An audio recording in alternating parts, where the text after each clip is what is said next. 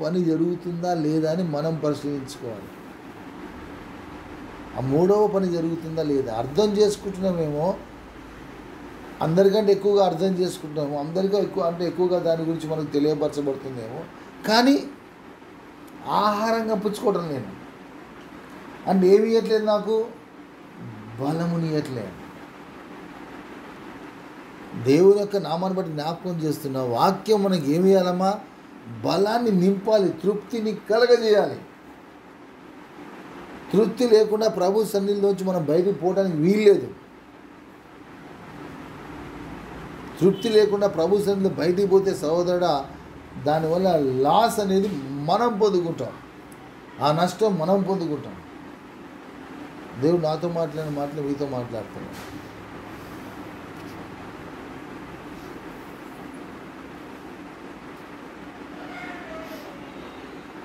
మనల్ని దేవుడు ఆ విధంగా మందగా నడిపించాలని దేవుని చిత్తమే వచ్చింది.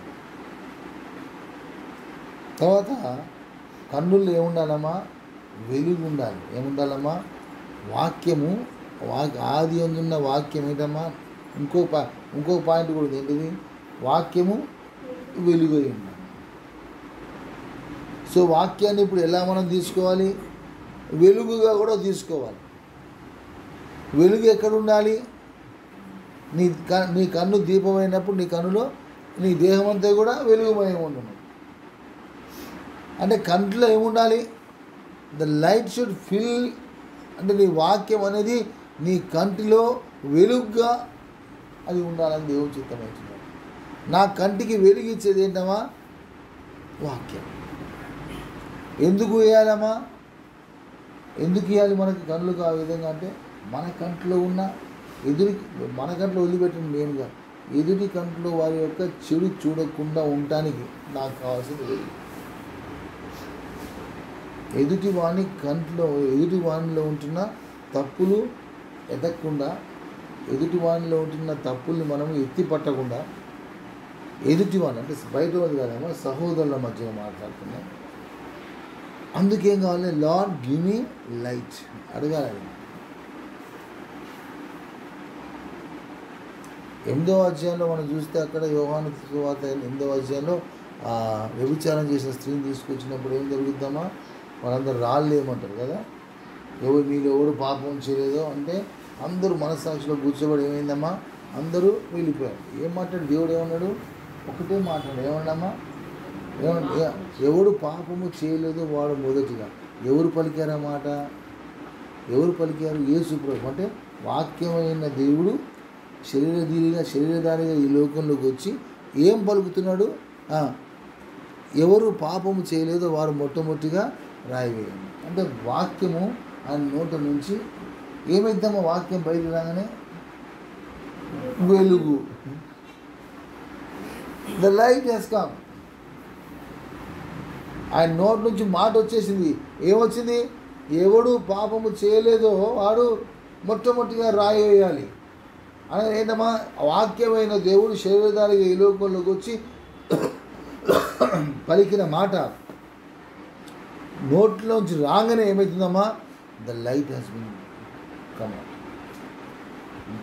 ప్రతివాడు చిన్నవాడు ఇట్లా ఉన్నాడు, చిన్నవాడు ఇప్పటి మొదలుకొని పెద్దవాడు, చిన్నవాడు మనసులో ఉదయం మనస్సాక్షి గుచ్చబడేమైనా అంటే వాక్యం ఏం చేసింది, ఇప్పుడు వాక్యం ఏం చేసిందమ్మా, వెలుగుగా ప్రసరించినప్పుడు. అందుకే దాని తర్వాత 8వ అధ్యాయం ఉంటాడు దేవుడు. దాని తర్వాత ఇఫ్ ఐఎమ్ నాట్ రాంగ్ యోహాను సువార్తలో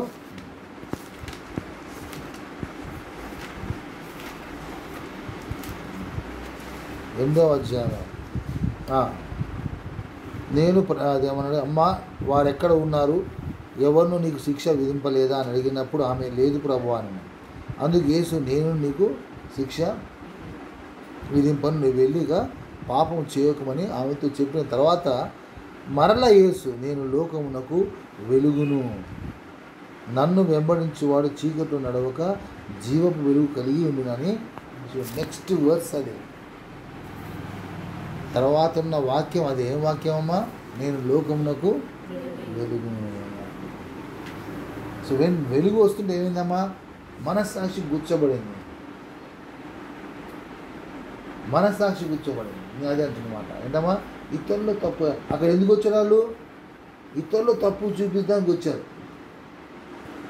అక్కడ ఉన్నది ఆమె చేసింది ఈమె చేసింది అని చెప్పేసి ఆమెను ఏం చేస్తుంది, నేరారోపణ చేసి రాళ్లతో కొట్టి చంపాలని ధర్మశాస్త్రాన్ని కూడా చూడండి, ధర్మశాస్త్రాన్ని కూడా ఏం చేశారు వాళ్ళు బయట చూపించి యేసు ప్రభుని టెంప్ట్ చేస్తున్నారు. అక్కడ నువ్వేమంటావు అని కొట్టొచ్చు. అక్కడ కొట్టట్లు ఏం చేస్తున్నారు, మరి ఇట్లా వ్యభిచారంలో పట్టబడింది ప్రభువా, మరి ఏం చేయమని మోషే అయితే ఇట్లా చెప్పాడు, మరి ఏం చేయమంటావు అని చెప్పి అంటే మళ్ళా ఏం చేస్తున్నారు, తప్పు ఎదుగుతున్నారు. తప్పట్టాలి ఇప్పుడు ఎవరిని, ప్రభు ఏమో చెప్తున్నారు కదా, ఇది మోషే ధర్మశాస్త్రం ప్రకారం ఇట్లా చెప్తున్నారు, ఇది ఏమో తప్పని ఈమెకి దెబ్బ తగలాలి, దాని తర్వాత నేను తప్పు చెప్తే ఈయన్ని కూడా పనిష్ చేయాలి. మలోకులు ఎంతగా చేస్తున్నారు.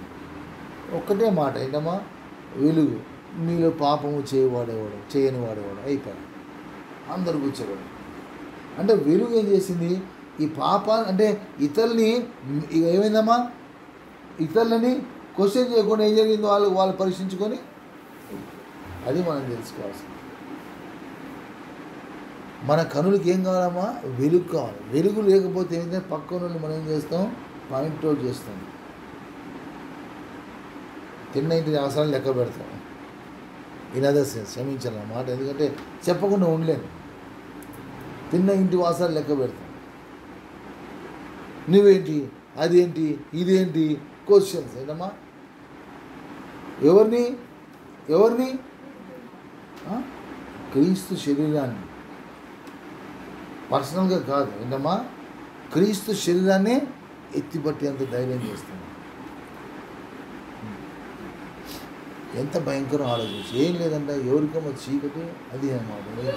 వాక్యాన్ని సరైన విధంగా వినకపోతే ఆ విధంగా జరిగే రిజల్ట్ అది. ఎన్ని గొప్ప సత్యాలు మనం తెలుసుకుంటున్నాం.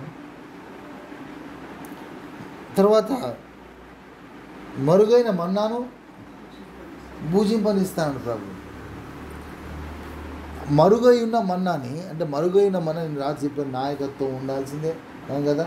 తర్వాత నడిపించడానికి ఏం కావాలా, పైన మేఘ స్తంభము అగ్నిస్తంభం అనే ఇంట్లో ఉంటుంది గమనించాం.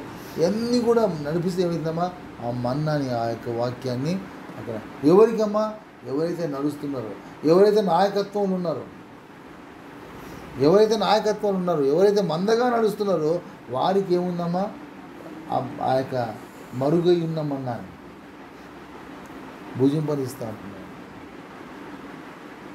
అంటే దేవుని గొప్ప మా సత్యం అది. వాక్యము మనకు భుజింపనిచ్చే దేవుడు ఎవరు నడిచేవాడికి. తర్వాత దేవుని యొక్క శక్తి ఏంటంటే మనం జ్ఞాపకం చేసుకుంటే కూడా ఈ దేవుని వాక్యము ఖడ్గం వలె ఉంటుంది. అంతేమ్మా, అంటే వాక్యం ఎందుకమ్మా, ఖడ్గంలో ఏముంటుందమ్మా, ఎక్కడ ఉంటుంది ఖడ్గం, ఎక్కడ ఉంటుంది, సర్వాంగ కవచం, నడుముకి అది కాదు, నడుముకి దట్టి సమాధాన చేతులు ఏముందా, చేతులు అంటే వాక్యమును ఆత్మ ఖడ్గము ధరించుకొని, ఎక్కడ ఉంటుంది కాదు, ధరించుకొని ఏం చేస్తున్నాయి అక్కడ ఎల్లప్పుడూ ప్రార్థన చేస్తుంది. సర్వాంగ కవచం ధరించుకుని ఎవరమ్మా, ఆయన ఏమంటారు, సైనికుడు అంటారు. అంతేకాదు, సర్వాంగ కవచం ధరించుకుంటే అంటారా సైనికుడు ఒక్కడే ముందు యుద్ధం చేయగలుగుతాడా? Is it possible? ఒక్కడు చేయగలుగుతాడమ్మా? ఏం చేయాలి? ఆ అందరు సైన్యంలో కలిసి పోరాడాలి. యుద్ధం చేస్తే అర్థం ఉంది. నేను ఒక్కడే పోరాడతా అంటే కుదరదు. అందరూ కలిసి ఏం చేయాలి? యుద్ధం చేయాలి. అందుకు దేవుడు యుద్ధానికి మనల్ని సంసిద్ధులుగా చేసేది ఎక్కడమ్మా? వాక్యం ద్వారానే. వాక్యం ద్వారా వాక్యాన్ని ఖడ్గంగా మనం చేతిలో కడిగి ఎప్పుడైతే మనం ఉంటామో అప్పుడేంటమ్మా, ఆ సర్వకవచం ధరించుకొని దేవుని శక్తిని కలిగి మనం ఏం చేస్తామా, ప్రధానంలో అక్కడున్న ఆకాశం దురాత్మల సమూహంతో మనం ఏం చేస్తాం? పోరాడుతూ ఉంటాం సహోదరుడు. ఆ పోరాటం అనేది ఇంపార్టెంట్. వాక్యం లేకపోతే ఏం లేదు, పోరాటమే లేదు. పోరాడుతున్నా నువ్వు అనుకుంటున్నావు, కానీ నిజమైన పోరాటం కాదు అది. పోరాడాల్సిన వాళ్ళతో పోరాడు. ఏదో మామూలుగా భయాల్లో పోయి వాటిని పట్టుకొని పోరాడుతూ ఉంటే అది అర్థం లేదు. గమనించండి. దురాత్మల సమూహంతో ఎఫెసీ పత్రిక 6వ అధ్యాయం ఉంటుంది. మనం ఏం చేస్తున్నాం? పోరాడుతున్నాం. ఇవన్నీ కూడా దేవుడు మాట్లాడుతుంటే ఎంత ఆనందం అనిపిస్తుందంటే, ఇంత వాక్యాన్ని ఇష్టంగా మాట్లాడుకుని ఇష్టం వచ్చినగా దూషిస్తున్నారు. చివరికి ఇంకోటి అక్కడ ప్రార్థన ఏంటమ్మా? వాక్యం ద్వారా ప్రార్థన, వాక్యం ద్వారా యుద్ధము, వాక్యం ద్వారా ప్రార్థన. అంటే వాక్య జీవితం లేకుండా, వాక్య బోధ లేకుండా, వాక్యానుసారంగా పరీక్షించుకోకుండా, ఆహారం లేకుండా ఈ లెక్కలన్నీ కూడా మనం చూసుకొని ఆ విధంగా మనము సరి చేసుకోకుండా ఉంటూ ప్రార్థన చేస్తే మన ప్రార్థన ఏమైద్దామా? పాపంగా మారుతుంది. ప్రార్థన పాపంగా మారిపోద్దామా ఈ లెక్కలన్నీ చేయకపోతే? అంటే వాక్యంలో నుంచి రావాల్సింది ఏంటమ్మా? ప్రార్థన. వాక్యం అనేది ఈ విధంగా కొన్ని మనం ఎన్నో ఉన్నాయి, కానీ మనం తెలుసుకున్న విషయాలు ఎన్ని ఉన్నప్పుడు వీటి ద్వారా వచ్చిన ప్రార్థన ఏదైతే ఉందో ఆ ప్రార్థన అనేది అంగీకారంగా ఉంటుంది. పౌలు అంటున్నా, అయ్యో నా గురించి ప్రార్థన చేయమంటున్నాడు. ఆయన అంటే ఏంటమ్మా? నా గురించి ప్రార్థన చేయాలి. పరిశుద్ధులందరి కోసం మీరు ప్రార్థన చేయమంటున్నారు కదా. ఎవరినన్నాడు? సర్వాంగవచనం ధరించుకొని ఎవరైతే యుద్ధం చేస్తున్నారో వాళ్ళతో అన్నాడు, కానీ మామూలుగా ఉన్న వాళ్ళతో అనలేదు. ఈరోజు ప్రార్థన అనేది మనం చేసే స్థితిలో ఉన్నామా లేదా? ఈ యొక్క స్టేజ్ ప్రకారం నువ్వు ప్రార్థన చేయకపోతే ప్రార్థన పాపంగా మారిపోతుంది. దేవుడు పాపుల మనమే ఆలకించాలి. నేను చెప్పిన దాంట్లో సత్యాన్ని గుర్తించగలిగితే దేవునికి స్తోత్రం. లేకపోతే ఒక భయంకరమైన జీవితం మనము జీవించాల్సి వస్తుంది. తర్వాత దాని ద్వారా